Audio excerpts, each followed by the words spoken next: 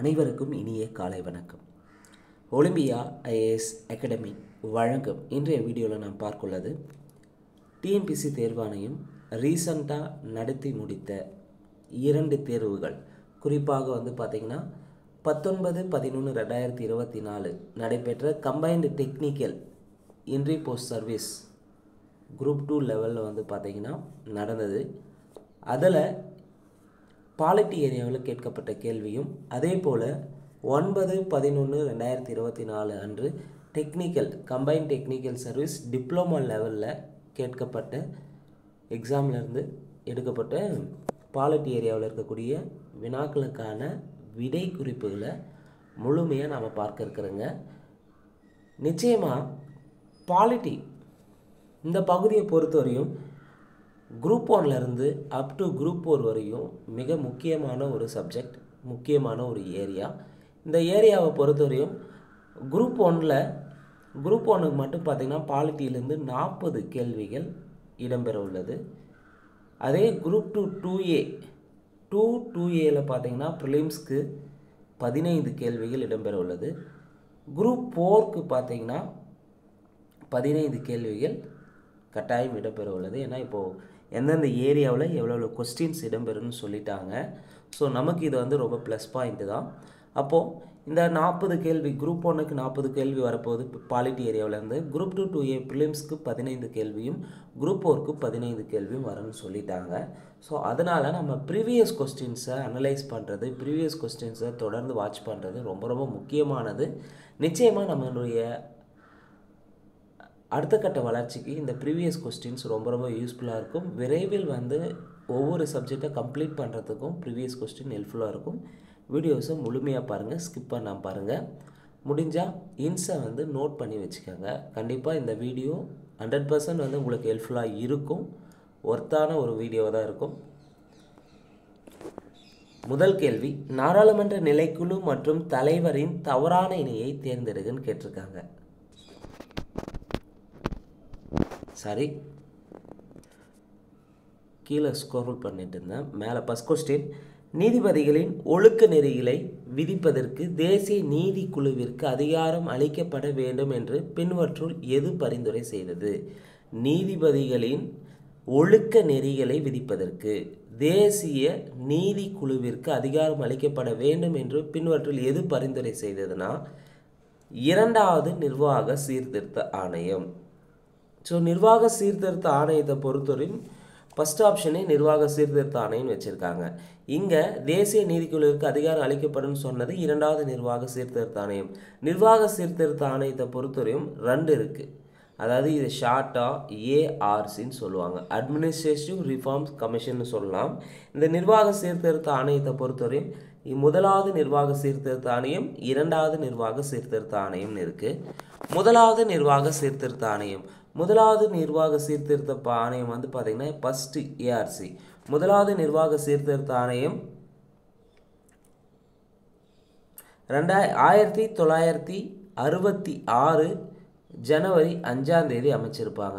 1வது சீர்திருத்த ஆணையம் பார்த்திங்கன்னா 1966 ஜனவரி 5இல் அமைச்சிருப்பாங்க. 1வது நிர்வாக சீர்திருத்த ஆணையத்தின் தலைமை யாருன்னு பார்த்தீங்கன்னா மொரார்ஜி தேசாய் இருந்திருப்பாங்க. இதுவும் ஆல்ரெடி டிஎன்பிஎஸ்சியில் கேட்டிருக்காங்க. 1வது நிர்வாக சீர்திருத்த ஆணையத்தின் தலைவர் மொரார்ஜி தேசாய். மொரார்ஜி தேசாய் அதுக்கப்புறம் ரிசைன் பண்ணுவார். அதுக்கு அடுத்து வந்தவர் யாருன்னா கே அனுமந்தையா இருந்திருப்பார். 1வது நிர்வாக சீர்திருத்த ஆணையத்துக்கு 2 பேர் தலைமை தாங்கியிருப்பாங்க. ஃபஸ்ட்டு இருந்தது மொரார்ஜி தேசாய். மொரார்ஜி தேசாய்க்கு பிறகு தலைமை தாங்கினது யாருன்னா கே அனுமந்தையா. இங்கே நீதிபதிகளின் ஒழுக்க நெறிகளை விதிப்பதற்கு தேசிய நீதிக்குழுவிற்கு அதிகாரம் அளிக்கப்பட வேண்டும் என்று பரிந்துரை செய்தது 2வது நிர்வாக சீர்திருத்த ஆணையம். ஸோ 2வது நிர்வாக சீர்திருத்த ஆணையம் ஆகஸ்ட் 31, 2005. 2வது நிர்வாக சீர்திருத்த ஆணையம் ஆகஸ்ட் 31, 2005 அமைக்கப்பட்டது. இதற்கு தலைமை தாங்கினது யாருன்னா ஸ்ரீ எம் வீரப்ப மொய்லி தலைமை தாங்கியிருப்பார். 2வது நிர்வாக சீர்திருத்த ஆணையத்துக்கு தலைமை தாங்கந்து ஸ்ரீ எம் வீரப்ப மொய்லி. வீரப்ப மொய்லி பிறகு ராஜினாமா செஞ்சிருவார். அதுக்கடுத்து வி ராமச்சந்திரன் என்பவர் தலைமை தாங்கியிருப்பார் 2வது நிர்வாக சீர்திருத்த ஆணையத்திற்கு. அடுத்து இதில் 4வது ஆப்ஷன் வந்து 2வது ஆப்ஷன் பார்த்தீங்கன்னா சர்க்காரை ஆணையம் இருக்குது. சர்க்காரை ஆணையனாவே மத்திய மாநில அரசுகளுக்கு இடையான உறவுகளை பற்றி ஆராய்வதற்காக தான் இந்த சர்க்காரை ஆணையம் அமைச்சிருப்பாங்க. இந்த சர்க்காரை ஆணையம் வந்து எப்போ அமைச்சாங்கன்னு பார்த்தீங்கன்னா 1983 அமைச்சாங்க. இது குறிப்பாக வந்து இதனுடைய உறுப்பினர்களாக சிவராமனும் டாக்டர் எஸ்ஆர் சென் இருப்பாங்க. சர்க்காரை ஆணையத்தில் வந்து பார்த்திங்கன்னா சிவராமன், எஸ்ஆர் சென் இருப்பாங்க.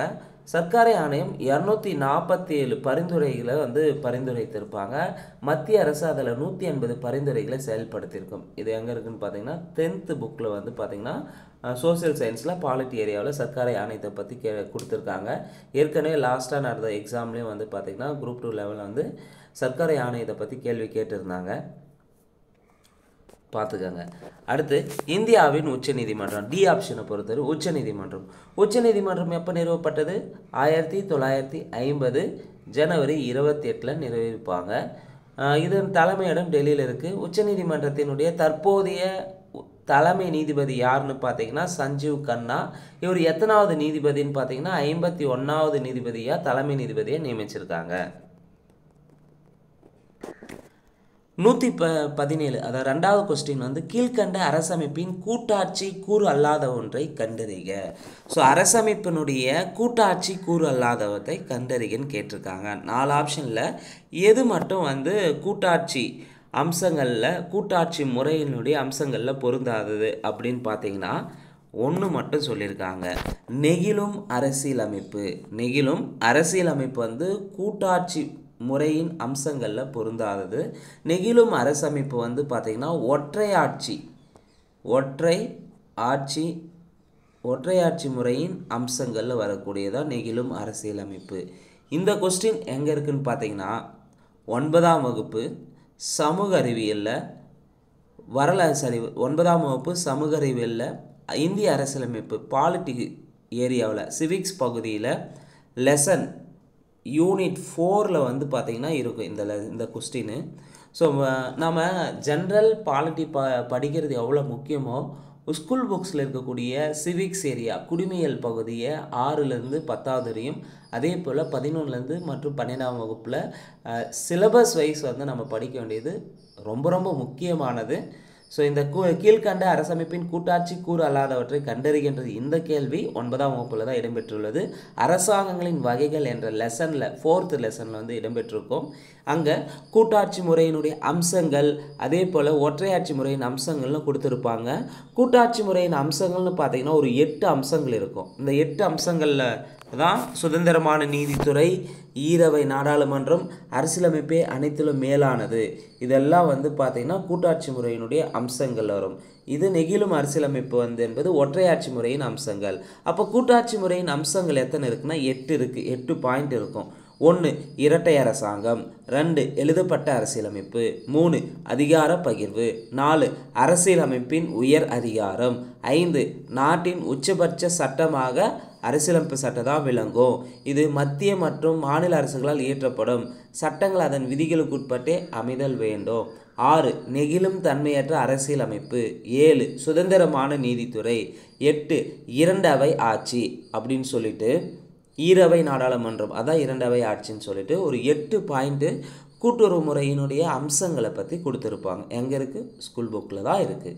அதே போல் ஒற்றையாட்சி முறையின் அம்சங்கள்னு பார்த்தீங்கன்னா ஒரு 10 பாயிண்ட் தந்திருப்பாங்க. ஒற்றையாட்சி முறையின் அம்சங்களில் அந்த ஒற்றையாட்சியை பொறுத்தவரையும் பலமான மத்திய அரசு இருக்கணும், மாநில அரசின் மீது மத்திய அரசின் ஆளுமை, 3 ஒற்றை அரசமைப்பு, 4 அரசியலமைப்பின் நெகிழ்வுத்தன்மை, அதுதான் இங்கே தந்திருக்காங்க நெகிழும் அரசியலமைப்புன்னு சொல்லிட்டு, 5 மாநிலங்களின் சமமற்ற பிரதிநிதித்துவம், 6 அவசர கால ஏற்பாடு, 7 ஒற்றை குடியுரிமை, 8 ஒருங்கிணைக்கப்பட்ட ஒற்றை நீதித்துறை, 9 அகில இந்திய சேவைகள், 10 ஆளுநர்கள் மத்திய அரசினால் நியமனம் செய்யப்படுதல். அப்படின்றது ஒரு ஒற்றையாட்சி முறையினுடைய அம்சங்கள் ஒரு 10 பாயிண்ட்டும் கூட்டாட்சி முறையுடைய அம்சங்கள் 8 பாயிண்ட்டும் ஸ்கூல் புக்கில் கொடுத்துருப்பாங்க. 9ஆம் வகுப்பு சமூக அறிவியலில் சிவிக்ஸில் யூனிட் 4ல் அரசாங்கங்களின் வகைகள் என்ற ஏரியாவிலேருந்து தான் இந்த கொஸ்டின் கேட்டிருக்காங்க. அடுத்த கேள்வி நம்ம பார்க்கலாம். முதன்முறையாக உள்ளாட்சி அமைப்புகளுக்கு அரசியலமைப்பு சட்ட அங்கீகாரம் கொடுக்கப்பட வேண்டும் என வலியுறுத்திய குழு எது? முதன்முறையாக உள்ளாட்சி அமைப்புகளுக்கு அரசமைப்பு சட்டம் அங்கீகாரம் கொடுக்கப்பட வேண்டும் என வலியுறுத்திய குழு எந்த குழு? எல்எம் சிங்வி குழு. எல்எம் சிங்வி குழு. இது எங்கே இருக்குன்னு பார்த்தீங்கன்னா 9ஆம் வகுப்பு சமூக அறிவியல் புதிய புத்தகத்தில் சிவிக்ஸ் ஏரியாவில் யூனிட் 5ல் உள்ளாட்சி அமைப்புகள் என்ற தலைப்பில் இடம்பெற்றுள்ள பாடத்தில் தான் இந்த கேள்வி இடம்பெற்றிருக்கும். அப்போ எல்எம் சிங்வி குழு தான் வந்து முதன்முறையாக உள்ளாட்சி அமைப்புகளுக்கு அரசியலமைப்பு சட்ட அங்கீகாரம் கொடுக்கப்பட வேண்டும் என வலியுறுத்திய குழு எல்எம் சிங்வி குழு. எல்எம் சிங்வி குழு என்ன சொல்லியிருப்பாங்கன்னா, இந்த எல்எம் சிங்வி குழுவை பொறுத்தவரையும் 1986 எல்எம் சிங்வி குழு 1986 வந்து அமைக்கப்பட்டது. இது குறிப்பாக உள்ளாட்சி அமைப்புகளை பற்றி குறிப்பிட்டிருக்கும். 73வது மற்றும் 74வது சட்ட திருத்தத்தை வந்து ஏற்படுத்துறதுக்கு பரிந்துரைத்த குழு வந்து எல்எம் சிங்வி குழு. ஃபர்ஸ்ட் ஆப்ஷன் பாருங்களேன், அசோக் மெஹ்தா குழு. அசோக் மெஹ்தா குழு எப்போ ஏற்படுத்தினாங்க? 1977 டு 78. 1977 டு 78 அசோக் மெஹ்தா குழு. அசோக் மெஹ்தா குழு என்ன சொல்லியிருக்குன்னா, 2 அடுக்கு மற்றும் அரசியல் கட்சிகள் அனைத்து நிலையிலும் தேர்தலில் பங்கு பெறுதலை பற்றி பரிந்துரை செய்திருக்கும் அசோக் மெஹ்தா குழு. அடுத்து கலேல்கர் குழு. கலேல்கர் குழுவை பொறுத்தவரையும் முதலாவது பிற்படுத்தப்பட்டோர் ஆணையம் தலைமை தாங்கியிருப்பார் காக்கா கலேல்கர் தலைமையில். எப்போ அமைச்சாங்கன்னா, முதலாவது பிற்படுத்தப்பட்டோர் ஆணையம் வந்து 1953 ஜனவரி 29 அமைச்சிருப்பாங்க. அதே இரண்டாவது பிற்படுத்தப்பட்டோர் ஆணையம் மண்டல் கமிஷன்னு சொல்லுவாங்க, பிபி மண்டல் தலைமையில் இரண்டாவது பிற்படுத்தப்பட்டோர் ஆணையம் 1979 அமைச்சாங்க. இப்போ பிற்படுத்தப்பட்டோருக்காக அமைக்கப்பட்ட 2 முக்கியமான ஆணையங்கள், ஒன்று காக்கா கலேல்கர் ஆணையமும், 2வது பிற்படுத்தப்பட்டோர் ஆணையம் மண்டல் கமிஷன்னு சொல்லலாம். அடுத்து சர்க்காரியா குழு. சர்க்காரியா குழு எப்போ அமைச்சாங்கன்னா 1983. சர்க்காரியா குழு எப்போ அமைக்கப்பட்டது? 1983 அமைச்சிருப்பாங்க. மத்திய மாநில உறவுகளை குறித்து ஆராய மத்திய அரசு அமைக்கப்பட்ட குழு தான் சர்க்காரியா குழு 1983. அதே போல் ஜிவிகே ராவ் குழுன்னு இருக்கும். ஜிவிகே ராவ் குழு, இந்த அசோக் மெஹ்தா குழு, எல்எம் சிங்வி குழு, ஜிவிகே ராவ் குழு அப்படின்னு சொல்லிட்டு பாக்ஸ் போட்டு கொடுத்துருப்பாங்க புக்கில், ஸ்கூல் புக்கில்.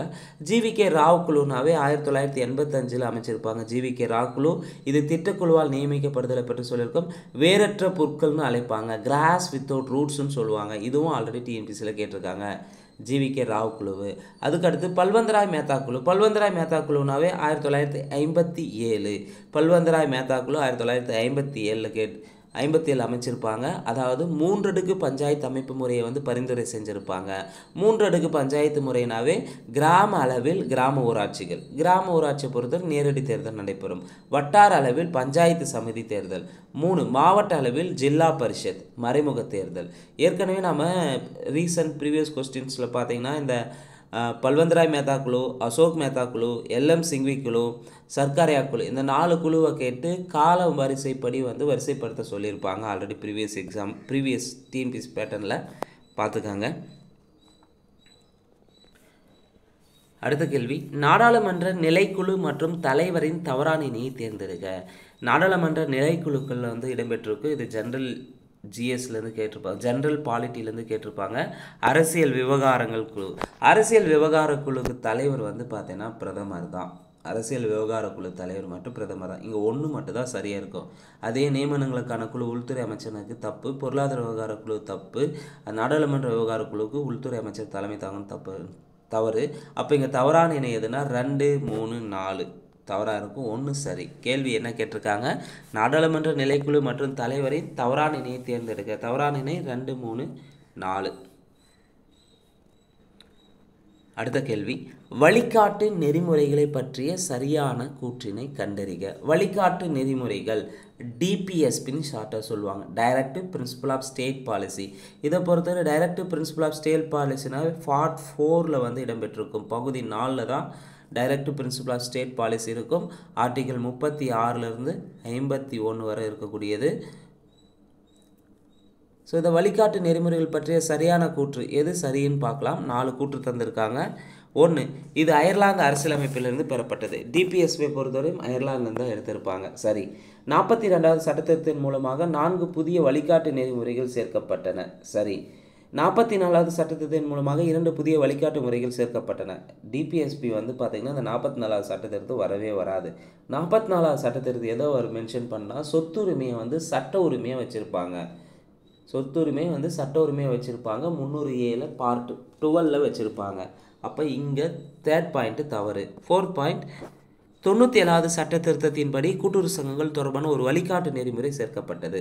சரி, வழிகாட்டு நெறிமுறைகள் பற்றிய சரியானதில் 97வது சட்ட திருத்தத்தின்படி கூட்டுறவு சங்கங்கள் தொடர்பான ஒரு வழிகாட்டு நெறிமுறை சேர்க்கப்பட்டது. இந்த பாயிண்ட்டும் சரியாக தான் இருக்குது. இந்த 97வது சட்ட திருத்தினாவே நமக்கு எப்போ ஞாபகம் வரும்னா 2011 ஏற்படுத்தினாங்க கூட்டுறவு சங்கங்கள் அமைக்கணும்னு சொல்லிட்டு. அப்போ இங்கே சரியான விடை வழிகாட்டு நெறிமுறைகளை பற்றிய சரியான கூற்றில் 1, 2, 4 சரி. பொதுவாக இந்திய அரசியலமைப்பு சட்டத்தின் அடிப்படை உரிமைகள் என்பது, அடிப்படை உரிமைகள்னாவே பார்ட் 3ல் இருக்கக்கூடியது அடிப்படை உரிமைகள். இது வந்து பார்த்திங்கன்னா அடிப்படை உரிமைகளை பொறுத்தவரையும் அமெரிக்காவிலேருந்து எடுக்கப்பட்டது அடிப்படை உரிமைகள். அடிப்படை உரிமைகள் பற்றிய சரியானது எதுனா, தனிநபர் சுதந்திரத்தை அரசு எடுத்துக்கூடாது எனும் எதிர்மறை கடப்பாடுகள். தனிநபர் சுதந்திரத்தை அரசு எடுக்கக்கூடாது எனும் எதிர்மறை கடப்பாடுகள் வந்து இடம்பெற்றிருக்கும். அடுத்த கேள்வி, இந்திய அரசியலமைப்பின் முகப்புரையை பற்றிய தவறான கூற்றினை தேர்ந்தெடு. ஸோ இந்திய அரசியலமைப்பின் முகப்புரை பற்றிய தவறான கூற்று இது 1976ஆம் ஆண்டு முகப்புரை திருத்தம் செய்யப்பட்டது. ஸோ முகப்புரை இதுவரையிலும் ஒரே ஒரு முறை தான் திருத்தம் செய்யப்பட்டுள்ளது. அது 42வது சட்ட திருத்தம் 1976 திருத்தம் செஞ்சுருப்பாங்க. முகப்புரை அரசியலமைப்பின் நோக்கத்தை விளக்குகிறது. சரி, இது நீதிமன்றத்தால் நடைமுறைப்படுத்த உட்படுத்தக்கூடியதா கிடையாது. ஸோ முகப்புரை பற்றிய தவறான கூற்று ஆப்ஷன் சி. அதே போல் அரசியலமைப்பின் ஆதாரங்களை சுட்டி காட்டும் முகப்புரை அரசியலமைப்பின் ஆதாரங்களை சுட்டி காட்டுகிறது. அடுத்த கேள்வி, சரியான விடையை தேர்வு செய்யவும். மூணு கூற்று தந்திருக்காங்க. 1, பெண்களுக்கான தேசிய ஆணையம் என்பது ஒரு சட்டப்பூர்வமான அமைப்பாகும். ஸோ பெண்களுக்கான தேசிய ஆணையத்தை பற்றி கேள்வி இடம்பெற்றிருக்கு. ஸோ பெண்களுக்கான தேசிய ஆணையம் என்பது ஒரு சட்டப்பூர்வமான அமைப்பாகும். இந்த அமைப்பு 1992 நிறுவப்பட்டது. சரி, so national commission for women NCWன்னு சொல்லலாம் ஷார்ட்டாக. இந்த NCW எப்போ நிறுவனாங்கன்னு பார்த்தீங்கன்னா 1992 நிறுவனாங்க. சரி, இந்த ஆணையம் ராஷ்ட்ரிய மகிழா எனும் மாத செய்தி மடலை வெளியிடுகிறது. So NCW national commission for women வந்து பார்த்திங்கன்னா பெண்களுக்கான தேசிய ஆணையம் மாதாந்திர செய்தித்தாளை வெளியிடுகிறது. அதனுடைய பேர் ராஷ்ட்ரிய மகிழா என்ற செய்தித்தாள். ஸோ சரியான விடை 1, 2, 3 சரி. 3 கூற்றுமே சரி. ஸோ பெண்களுக்கான தேசிய ஆணையத்தை பற்றி கூடுதலான தகவல் என்னென்னா, இது ஜனவரி 1992 வந்து நிறுவியிருப்பாங்க. இதனுடைய முதல் தலைவர் யாருன்னு பார்த்தீங்கன்னா ஜெயந்தி பட்நாயக். தேசிய பெண்கள் ஆணையத்தின் முதல் தலைவர் ஜெயந்தி பட்நாயக். தற்போதைய தலைவர் வந்து பார்த்திங்கன்னா விஜய கிஷோர் ரகத்கர். தேசிய பெண்கள் ஆணையத்தின் தற்போதைய தலைவர் விஜய கிஷோர் ரகத்கர். அதே போல் இந்த ஆணையம் பார்த்திங்கன்னா ராஷ்ட்ரிய மகிழா என்னும் மாத செய்தித்தாளை எந்தெந்த மொழியில் வெளியிடுறாங்க? 2 லாங்குவேஜில் வெளியிடுறாங்க. 1 இங்கிலீஷ், 2 ஹிந்தி. ஸோ இந்த 2 லாங்குவேஜில் ராஷ்ட்ரிய மகிழா என்ற பெயரில் மாதந்தோறும் வெளியிட்டிருக்காங்க தேசிய மகளிர் ஆணையம். அடுத்த கேள்வி பொறுத்துகன்னு கேட்டிருக்காங்க. மாநிலங்களின் நாட்டுப்புற நடனங்கள். இந்த கொஸ்டின் எங்கேருந்து எடுத்திருக்காங்கன்னு பார்த்தீங்கன்னா 6ஆம் வகுப்பு சமூக அறிவியல் புதிய புத்தகத்திலிருந்து மேப் போட்டு கொடுத்துருப்பாங்க. நாட்டுப்புற நடனங்கள் கீழே வந்து டேபிளர் காலமில் இருக்கும். அங்கேருந்து தான் குறிப்பாக வந்து இந்த 4 ஆப்ஷனுமே எங்கே இருக்குன்னா டேபிளர் காலம்லேருந்து கேட்டிருக்க மாட்டாங்க. மேப்பில் இந்தியா மேப்பில் கேட்டு அங்கே மென்ஷன் பண்ணியிருப்பாங்க. அங்கேருந்து தான் கொஸ்டின் கேட்டிருக்காங்க. ஸோ ஸ்கூல் புக்கில் மேப் ரிலேட்டடாக நம்ம கேட்பாங்க, அதெல்லாம் தேவையில்லை அப்படின்னு நம்ம ஸ்கிப் பண்ணியிருப்போங்க. கண்டிப்பாக வந்து அந்த பகுதியும் வந்து எக்ஸாம்பிள்லேருந்து கேட்பாங்க. ஏன்னா அதுக்கான ஒரு மாடல் தான் இது. ஸோ அசாம் மாநிலத்தினுடைய நாட்டுப்புற நடனம் வந்து சத்ரியா. கர்நாடகா வந்து பார்த்திங்கன்னா யக்ஷகானா. ஆந்திர பிரதேசம் குச்சிப்புடி, கேரளா கதகளி. சரியான விடை ஆப்ஷன் சி. ஸோ நம்ம இப்போ இந்த பார்த்த கொஸ்டின் பார்த்தீங்கன்னா பொறுத்துக கொஸ்டின் எங்கே இருக்குது, 6ஆம் வகுப்பு சமூக அறிவியலில் குறிப்பாக சிவிக்ஸ் பகுதியில் முதல் யூனிட் பன்முகத்தன்மையினை அறிவோம் என்ற பாடத்தில் தான் கேட்டிருக்காங்க. அசாம் எங்கே இருக்குது, இதோ அசாம் சத்ரியா. அடுத்து மணிப்பூர் மணிப்பூரி, வட இந்தியாவில் கதக் நடனம். அடுத்து கர்நாடகா யக்ஷகானம், ஆந்திர பிரதேசம் குச்சிப்புடி, ஒடிசா ஒடிசி, கேரளா கதகளி, தமிழ்நாடு பரதநாட்டியம். ஸோ இது வந்து நாட்டுப்புற நடனங்கள், இந்தியாவில் நடைபெறக்கூடிய நாட்டுப்புற நடனங்கள்ன்றதை இதை ஸ்கூல் புக்கில் அழகாக தெளிவாக தந்திருக்காங்க. அங்கேருந்து தான் இந்த கொஸ்டின் கேட்டிருக்காங்க, மேப்லேருந்து கேள்வியை கேட்டிருக்காங்க. அதே இது கீழே பார்த்தீங்கன்னா இந்திய நாட்டுப்புற நடனங்கள் லிஸ்ட்டு தந்திருப்பாங்க. ஸோ இதுவும் ரொம்ப ரொம்ப முக்கியமானது.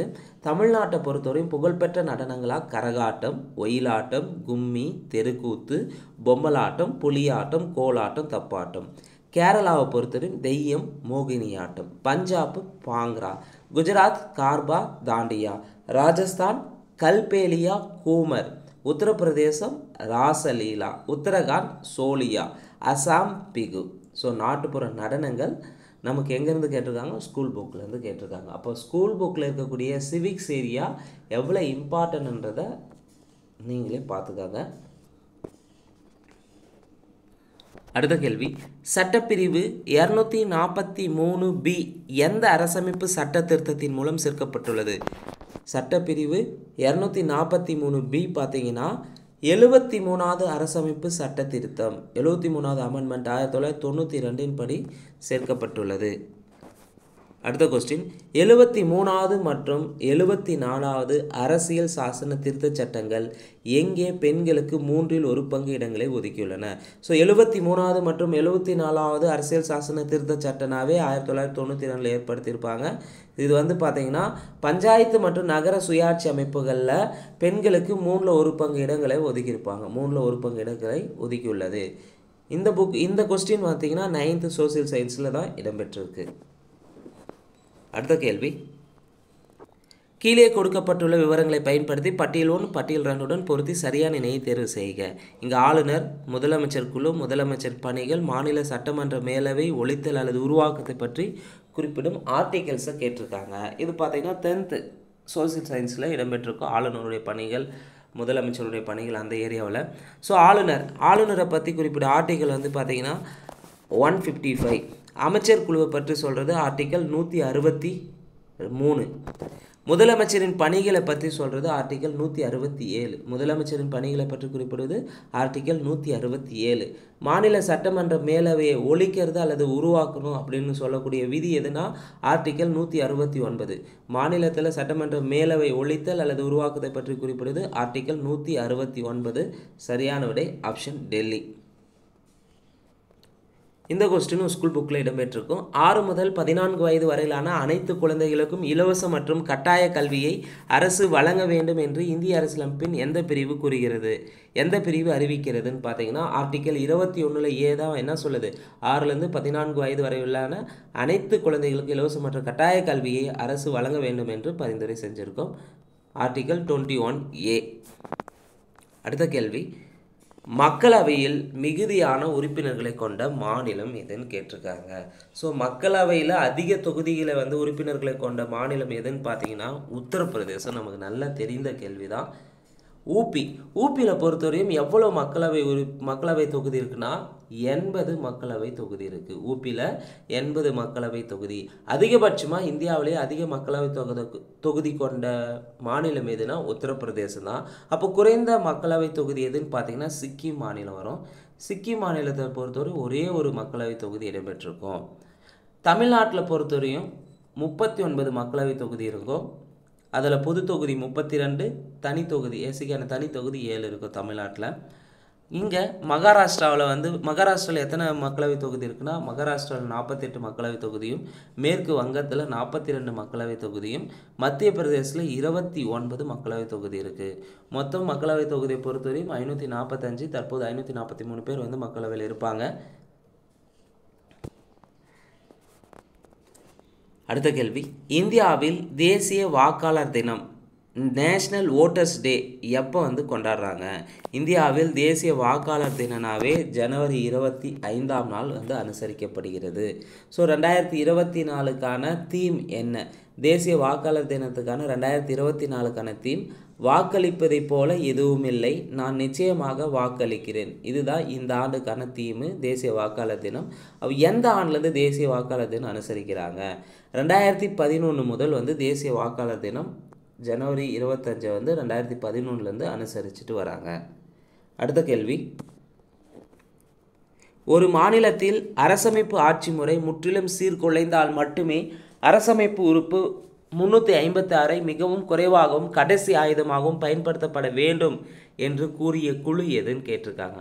ஒரு மாநிலத்தில் அரசமைப்பு ஆட்சி முறை முற்றிலும் சீர்குலைந்தால் மட்டுமே அரசியலமைப்பு உறுப்பை 356 மிகவும் குறைவாகவும் கடைசி ஆயுதமாகவும் பயன்படுத்த வேண்டும் என கூறிய குழு பார்த்திங்கன்னா சர்க்காரியா குழு. சர்க்காரியா குழு தான் வந்து பார்த்திங்கன்னா இந்த கேள்விக்கான சரியான விடை. சர்க்காரியா குழுவை பொறுத்தவரையும் 1983 அமைச்சிருப்பாங்க. இந்த சர்க்காரியா குழு, வெங்கடச்செல்லையா குழு, புஞ்ச் குழு, ராஜமன்னார் குழு இது எல்லாமே 10th புக்கு சோசியல் சயின்ஸில் சிவிக்ஸ் பகுதியில் இடம்பெற்றிருக்கும். சர்க்காரியா குழு 1983 மத்திய மாநில உறவுகள் குறித்து ஆராய அமைக்கப்பட்ட குழு தான் சர்க்காரியா குழு. மொத்தம் 247 பரிந்துரைகளை வந்து தந்திருக்கோம். அதில் 180 பரிந்துரைகளை மத்திய அரசு செயல்படுத்தியிருப்பாங்க. லாஸ்ட்டாக கூட நம்ம குரூப் 2ல் பார்த்துருப்போங்க ப்ரிலிம்ஸில் சர்க்காரியா குழு. அடுத்து புஞ்ச் குழு எப்போ அமைச்சாங்கன்னா 2007 அமைச்சிருப்பாங்க, ஏப்ரல் மாதம். ராஜமன்னார் குழு தமிழ்நாடு கவர்மெண்ட் அமைச்சிருப்பாங்க, மத்திய மாநில உறவுகள் குறித்து ஆராய. ராஜமன்னார் குழு 1969 அமைச்சிருப்பாங்க. வெங்கடச்செல்லையா குழு எப்போ அமைச்சாங்கன்னா 2000 அமைச்சிருப்பாங்க. புஞ்ச் குழு 2007, ராஜமன்னார் குழு 1969, வெங்கடச்செல்லையா குழு 2000, சர்க்காரியா குழு 1983. ஸ்கூல் புக்கில் தான் இடம்பெற்றிருக்கும், 10th பாலிட்டி. அடுத்த கேள்வி, கீழே கொடுக்கப்பட்டுள்ள விவரங்களை பயன்படுத்தி சரியான இணையை தேர்ந்தெடுக்கும். அடிப்படை உரிமைகள் எங்கிருந்து எடுத்திருக்காங்க? அடிப்படை உரிமைகள் வந்து அமெரிக்காவிலேருந்து எடுத்தாங்க. பாராளுமன்ற முறை அரசாங்கம் எங்கிருந்து எடுத்தாங்கன்னா பாராளுமன்ற முறை அரசாங்கம் இங்கிலாந்துலேருந்து எடுத்திருப்பாங்க. அவசர நிலை அதிகாரம் பார்த்தீங்கன்னா அவசர நிலை அதிகாரம் ஜெர்மனிலேருந்து எடுக்கப்பட்டது. அரசு நெறிமுறை கோட்பாடு அயர்லாந்து எடுக்கப்பட்டது. அடிப்படை உரிமைகள் அமெரிக்கா, பாராளுமன்ற முறை அரசாங்கம் இங்கிலாந்து, அவசர நிலை அதிகாரம் ஜெர்மனி, அரசு நெறிமுறை கோட்பாடு அயர்லாந்து, அடிப்படை கடமைகள் ரஷ்யாவிலேருந்து எடுத்திருப்பாங்க. ஸோ இந்த கொஸ்டின் வந்து பார்த்தீங்கன்னா 12th பொலிட்டிக்கல் சயின்ஸ் புக்கில் வந்து இடம்பெற்றிருக்கும். பாக்ஸ் போட்டு கொடுத்துருப்பாங்க. இந்திய அரசியலமைப்பில் மிக முக்கியமானது எங்கேருந்து எடுத்தாங்க அப்படின்றத பாக்ஸ் போட்டு தந்திருப்பாங்க, பார்த்துக்கோங்க.